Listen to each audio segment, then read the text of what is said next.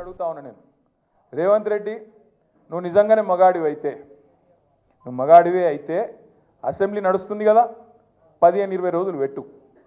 మొదలు 10-15 రోజులు మొత్తం రాష్ట్రంలో ఉన్న ప్రజల సమస్యలు మాట్లాడదాం, లగచర్ల మాట్లాడదాం, గురుకుల పాఠశాలలు మాట్లాడదాం, అక్కడ ఉన్న సమస్యలు మాట్లాడదాం, రాష్ట్రంలో నువ్వు చెప్పిన 6 గ్యారెంటీలు మాట్లాడదాం, ఆటో డ్రైవర్లు ఎందుకు చచ్చిపోతున్నారో మాట్లాడదాం, చేనేత కార్మికులు ఎందుకు చచ్చిపోతున్నారో మాట్లాడదాం, బోనస్ ఎందుకు ఇస్తలేవో మాట్లాడదాం, మిగతా అన్ని విషయాలు మాట్లాడదాం. నీకు ఇష్టం ఉన్నంత కాలం రాష్ట్రం అప్పుల పాలైందని తప్పుడు ప్రచారం చేస్తున్నావు కదా, అది కూడా మాట్లాడదాం.